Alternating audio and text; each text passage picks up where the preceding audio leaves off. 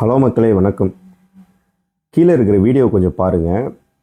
அந்த சிறுமி எங்கே காணாமல் போனாங்களோ அது பக்கத்து வீட்டில் இருந்து இதை அந்த அந்த அம்மா எல்லாமே சொல்கிறாங்க.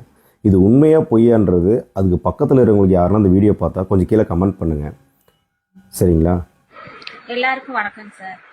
எல்லா பேட்டி நியூஸ்ல எல்லாத்துக்குமே கொடுக்குறாங்க, சரிங்களா?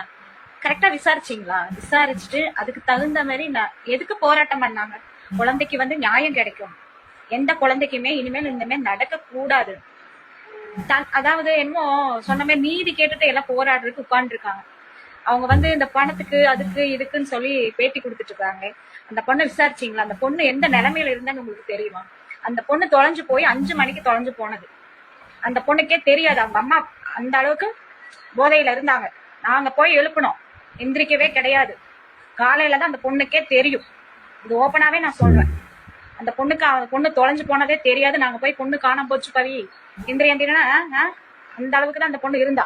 ஆனா போலீஸ்காரங்க சல்லடை போட்டு தேடினாங்க. 12:30 இருந்து எல்லாருமே தேடினாங்க, கிடைக்கல. அவங்க அப்பா ஒரு ஷாப்ல வேலையை விட்டு 7 மணி அளவில் தான் அவரு அங்கேயும் தேடிட்டு அப்புறம் கம்ப்ளைண்ட் கொடுத்தாரு. இதுதான் உண்மை. அதாவது ஒருத்தவங்க தெரியாம அந்த பொண்ணு போக கிடையாது. முட்டாய் வாங்கி கொடுத்தான், அது வாங்கி கொடுத்தான், அதெல்லாம் உண்மை கிடையாது. அவங்க அம்மாவுக்கு பழக்கப்பட்டிருக்கு. அந்த பொண்ணு வந்திருக்காங்க, போயிருக்காங்க, பழகிருக்காங்க. அந்த ஆளுதான் வாங்கி கொடுத்துருக்கான்.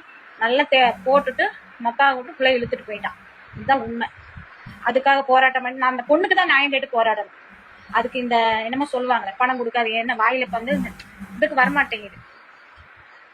முதலமைச்சர்கிட்ட கோவிச்சுக்கிறாங்க எல்லாம். கோவிக்கிறதுக்கு நம்ம பிள்ளைய நம்ம தான் பாதுகாப்பு பண்ணணும். அவர் எங்கேயோ எத்தனையோ வேலையில இருப்பாரு. நம்ம எல்லாத்துக்கும் அவர் பாதுகாப்பு கொடுக்க முடியாது.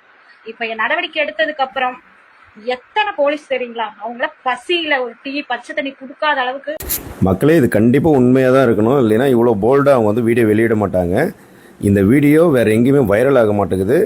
ஏன் அது வர மாட்டேங்குதுன்னு தெரியல. கொஞ்சம் இது உண்மையாக இருந்தால் கீழே கமெண்ட் பண்ணுங்கள். தேங்க்யூ.